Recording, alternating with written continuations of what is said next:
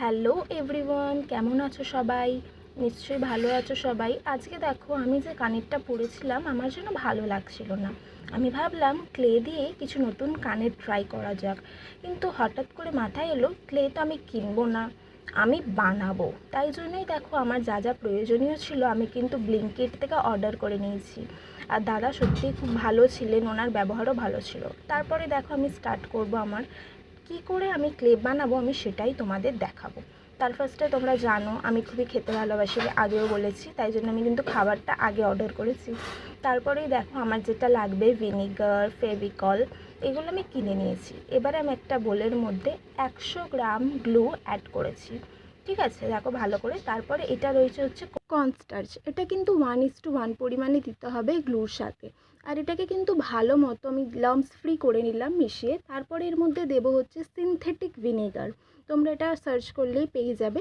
এটা আমি দিলাম 2 চামচ। এরপরে এটা আমাদের ঘরে তৈরি করা নিজেদের কোকোনাট অয়েল, সেটা আমি ইউজ করছি। ঠিক আছে, তোমরা যে কোনো ব্র্যান্ডের অয়েল তোমরা ইউজ করতে পারো, যাতে কালারলেস হলেই। এটাকে কিন্তু ভালো মতো মিক্স করে নিতে হবে অনেকক্ষণ ধরে। আমি কিন্তু প্রায় 5 থেকে 10 মিনিটের ওপর এটাকে ভালোভাবে মিক্স করে নিয়েছি। তারপরে তোমরা দেখো, এটা যেরকম পরিমাণে আমি টেক্সচারটা দেখালে ওরকমই আনতে হবে। ঠিক আছে, যারা গ্যাসে করবে খেয়াল রাখবে তোমরা কিন্তু কন্টিনিউয়াস নাড়াতে থাকবে মিক্সচারটাকে, না তো কিন্তু মিক্সচারটা নিচে লেগে যাবে। আর যারা মাইক্রোওয়েভে করবে তারা কিন্তু 30 সেকেন্ডসের গ্যাপ দিয়ে দিয়ে বার করে করে নেড়ে আবার 30 সেকেন্ডস করে দেবে। প্রায় ওটা 3 থেকে 4 মিনিট করলেই এনাফ হবে যারা মাইক্রোওয়েভে করবে। ঠিক আছে, তারপরে দেখো টেক্সচারটা ঠিক এই রকমই হবে। আমি আঙুল দিলে হাতে লেগে যাবে, কিন্তু তুমি হাতের পামে যদি ইউজ করো কিন্তু সেখানে কিন্তু কোনোভাবেই এই টেক্সচারটা, তোমার মিক্সচারটা হাতে লাগবে না। ঠিক আছে, এমনই টেক্সচার হতে হবে।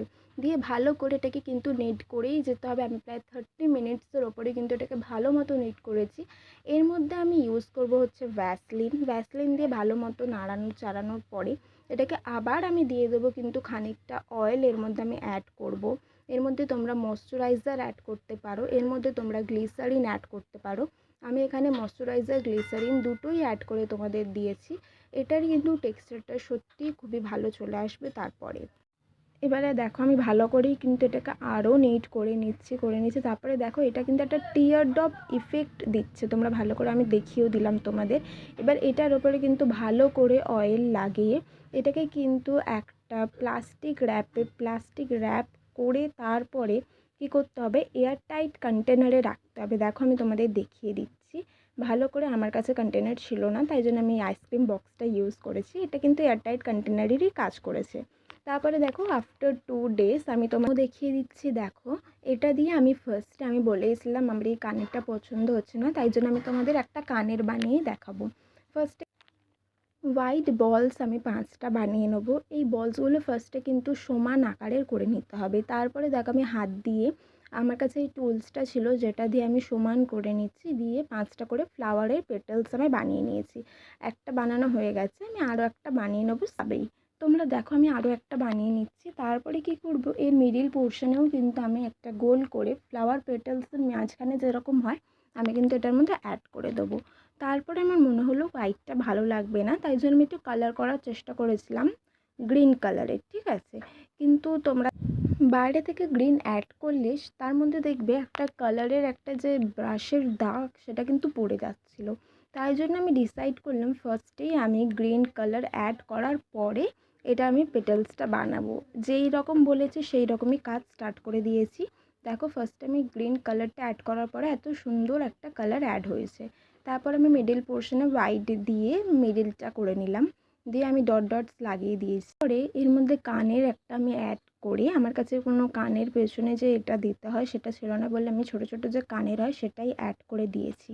এরপরে এটা আমি কোটিং নেবো। আমার কাছে এটা নেল পলিশের টপ কোট ছিল, আমি সেটাই ইউজ করছি। তোমরা কিন্তু ভার্নিশও ইউজ করতে পারো, সেমই রেজাল্ট দেবে। ঠিক আছে, এটা কোট করার পরে ভার্নিশ দিলে কিন্তু আমাদের নর্মালি শুকাতে হয়, কিন্তু এটা কোট করার পরে কিন্তু নর্মালি শুকায় না। এটাকে আমরা 2 মিনিটের জন্য কিন্তু ইউভি লাইটে শুকিয়ে নিলাম। দেখো কতটা শাইনি একটা টেক্সচার এসেছে।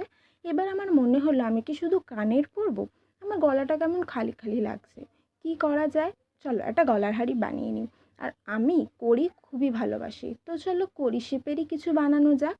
তো আমি কড়ি শেপেরই গলার হার বানাবো। তো ফার্স্ট আমি 5খানা কড়ি অ্যাড করে নিচ্ছি। নিচ্ছি বানিয়ে।